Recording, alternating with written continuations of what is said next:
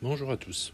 Dans la vidéo d'aujourd'hui, on va procéder à la correction d'un devoir sur les probabilités de niveau première Bac Pro. Donc ce devoir était en plusieurs parties, mais toutes les parties portaient sur un même thème,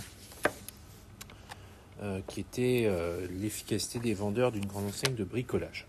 Donc on nous donnait une enquête réalisée à partir de 5000 clients, avec les critères, donc avoir bénéficié ou pas du conseil d'un vendeur, avoir réalisé ou pas un achat, et on avait des résultats partiels d'enquête qui étaient indiqués ici. À partir de ces résultats, en première partie, on nous demandait de construire le tableau de probabilité croisée ici. Alors la première chose qu'on pouvait dire, c'est le total. L'enquête est réalisée sur 5000 clients, donc du coup, le total ici, on pourra mettre directement 5000. Donc on ne s'embête pas, on le met. Après, pour les autres cases, il va falloir céder des résultats. Donc 80% des clients ont bénéficié des conseils d'un vendeur. Ça veut dire que ici, on aura 80% des clients. Donc 80% de 5000. 80% fois 5000, ça fait 4000. Si on en a 4000 ici, sans les conseils d'un vendeur, il y aura le reste, soit 1000 personnes. Ensuite, la deuxième indication, 70% des clients qui ont bénéficié des conseils d'un vendeur ont effectué un achat. Donc, c'est parmi ceux-là, on en a 70% qui ont effectué un achat. 70% fois 4000 donnera 2800. Donc, on a juste à compléter, encore une fois. Et pour aller de 2800 à 4000, il faut 1200. Donc, on complète de cette façon. La dernière information, 20% des clients n'ont pas bénéficié des conseils d'un vendeur et ont effectué un achat. Ça sera donc ici.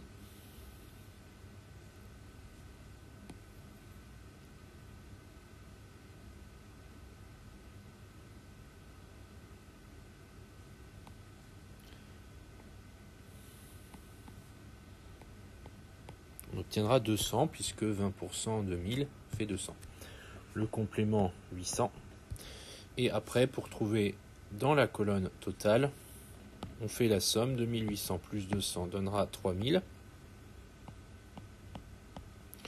Et même chose, 1200 plus 800 donnera 2000. Et on vérifie bien, 3000 plus 2000 donne 5000. Donc là, on a complété le tableau et calculé les valeurs manquantes en s'aidant du tableau. Là, on a fait d'une pierre deux coups en complétant donc la question 1 et la question 2. L'espace qui était donné ici servait simplement à préciser des calculs si c'était nécessaire. Quand on maîtrise, pas besoin de mettre quoi que ce soit. Si on est sûr de ne pas se tromper, on peut y aller directement. Ensuite, question 3. Conclure, peut-on dire que les conseils donnés par un vendeur ont une influence sur les achats effectués par un client? Donc là, il fallait répondre soit oui, soit non et expliquer pourquoi. Donc la réponse, la meilleure réponse en tout cas, ce serait oui. Donc oui, pourquoi? Tout simplement parce que la proportion de clients ayant effectué un achat avec conseil d'un vendeur est plus importante. En effet, 2800, ça représente 70% des clients qui ont bénéficié des conseils d'un vendeur. Dans les classes sans les conseils d'un vendeur, on n'a que 20% des clients qui ont acheté. Donc ça, c'était pour la première partie qui était relativement simple, avec assez peu de difficultés.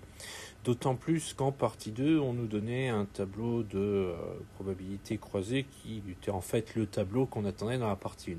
Donc avec un petit peu de logique, on pouvait trouver facilement les valeurs du tableau et ne pas avoir à s'embêter à ce niveau-là.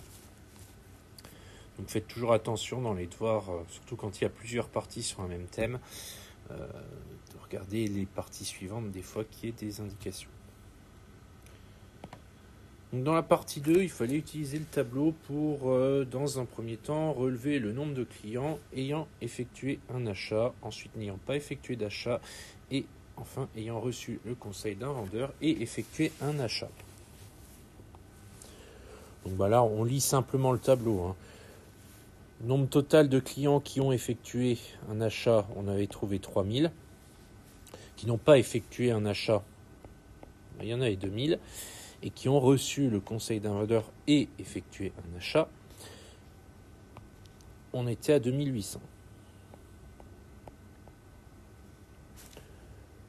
Donc là, on a simplement relevé les choses. Ensuite, question 2, à l'aide d'une phrase simple, définir l'événement contraire de A noté à barre. Donc l'événement A, c'était le client a effectué un achat. Donc l'événement à barre, c'est le contraire. Donc le client n'a pas effectué un achat, tout bêtement. Ensuite, déterminer les probabilités P de A, P de A bar et P de A inter B. Donc P de A, la probabilité que le client ait effectué un achat. On a donc le nombre de clients ayant effectué un achat, 3000, sur le nombre de clients en tout. Donc 3000 sur 5000 qu'on peut simplifier en 3/5, qu'on pourrait éventuellement aussi simplifier en 0,6. P de A bar, même principe. Cette fois-ci, on prend le nombre de clients qui n'ont pas effectué d'achat sur le nombre de clients total.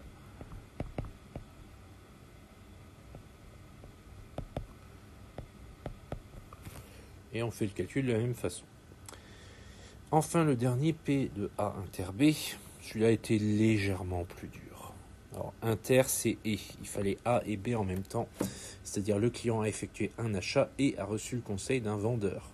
Donc, on était sur 2800 clients concernés sur 5000 en tout. Donc ça, on pouvait le simplifier par du 28 sur 50. Et on pouvait aussi le donner sous forme décimale. 0,56. La 4. Vérifier l'égalité P de A bar est égal à 1 moins P de A. Donc 1 moins P de A, on va le calculer. Ça me donne 1 moins 0,6. Ce qui donne 0,4, ce qui est bien égal à P de A bar. Question simplissime au passage. Aucune difficulté. L'égalité là est tout le temps vraie. Donc si vous n'arrivez pas à la vérifier, c'est que vous êtes trompé, tout simplement. Donc là, une partie 2 qui était du calcul de probabilité relativement simple. Ça ne faisait pas appel particulièrement à des notions très techniques. Il fallait bien se souvenir comment on calcule une probabilité, chose que normalement, quand on est en première, on a vu depuis la seconde, on a pratiqué plusieurs fois. Donc normalement, là, ça doit être du maîtrisé. Il y a quelques mots de vocabulaire en plus par rapport à ce qui aurait été vu au cours de l'année de seconde, mais rien de bien problématique. Donc maintenant, la dernière partie, c'était la partie la plus difficile en toute logique, puisque à toute fin du devoir, mais on va voir encore une fois que c'était pas si dur que ça. Donc dans la partie 3, on nous dit le responsable du magasin s'intéresse aux clients qui n'ont pas reçu de conseil d'un vendeur, c'est-à-dire tous les clients qui sont dans la deuxième colonne, la colonne avec B bar, donc la colonne sans conseil d'un vendeur. Et on nous demande de relever le nombre de clients ayant effectué un achat sans avoir eu de conseil, ainsi que le nombre total de clients qui n'ont pas reçu de conseil. Voilà, encore une fois, une question de relevé, pas très difficile. Donc 200 clients qui ont effectué un achat sans recevoir de conseil et 1000 clients en tout qui n'ont pas reçu de conseil. Donc en déduire la probabilité pour qu'un client ait effectué un achat parmi les clients qui n'ont pas reçu de conseil. Donc on notera ça P de A sachant B bar. Donc ça, clairement, c'est une probabilité conditionnelle. On ne prend que la colonne B bar en considération et on calcule P de A. Donc là, si on a appris la signification de la probabilité conditionnelle, c'est tout simple, puisqu'on aura 200 clients qui ont effectué un achat sur 1000 clients qui n'ont pas eu de conseil de vendeur. Et donc, on obtiendra 0,2. Tout simplement. Il n'y avait pas d'autres difficultés sur cette question-là. La seule chose, c'était de bien savoir de quoi on parlait. Une probabilité conditionnelle, ça veut dire qu'on ne prend que les éléments considérés est mis en avant par la condition, justement. Et après, on fait le calcul de probabilité de façon un peu plus classique. La question 3, à l'aide d'une phrase simple, donner la signification de l'événement A inter B bar. Donc là, intersection, c'est et. Donc ça sera le client a effectué un achat, mais n'a pas reçu de conseil d'un vendeur. Donc voilà, l'expression des intersections avec une sorte d'événement, ça ne doit pas poser de problème. On met un et, on met le terme, la phrase qui représente chacun des événements et c'est tout. La question 4, probabilité P de A inter B. Donc là, on prend la case A inter B, c'est-à-dire 200, sur l'effectif total, soit 5000. Donc 200, c'est l'effectif qui correspond à l'intersection entre la ligne A et la ligne B bar. Et l'effectif total, là on revient sur le général puisqu'on n'est plus sur une probabilité conditionnelle. On aura donc 5000.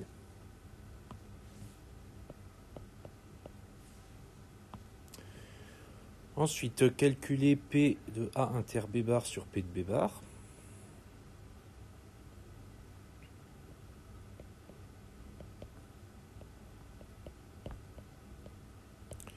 Donc, le calcul peut impressionner, mais en fait on a calculé énormément de choses auparavant. P de A inter B bar, on l'a calculé, c'est 0,04. Quant à P de B bar, on ne l'a pas calculé, mais il n'est pas très dur à calculer, c'est 1000 sur 5000. Donc en faisant ce calcul, on trouve 0,2. Donc là, on prend sa calculette, on fait le calcul, on trouvera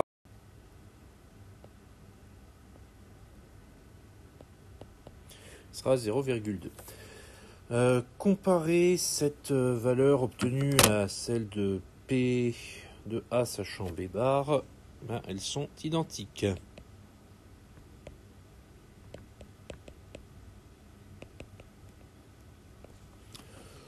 Et c'est tout. En faisant ça, on a terminé la partie 3.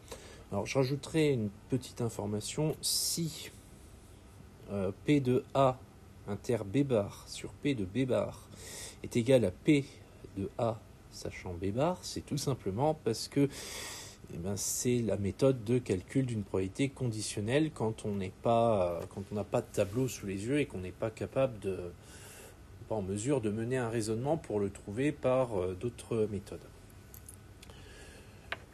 Donc voilà pour ce devoir. Donc il n'y avait pas de grosses difficultés, je l'ai dit assez souvent dans la vidéo. Le principal obstacle à la réussite, c'était de ne pas connaître les mots de vocabulaire ou de ne pas avoir travaillé les méthodes sur les probabilités. Sûr et certain que si vous ne vous êtes pas entraîné sur ce chapitre avant de faire le devoir, ça peut être très compliqué très rapidement. Mais pour quelqu'un qui a bossé, qui a réfléchi, qui a pris le temps de s'entraîner sur des exercices, il n'y avait aucune difficulté sur ce devoir.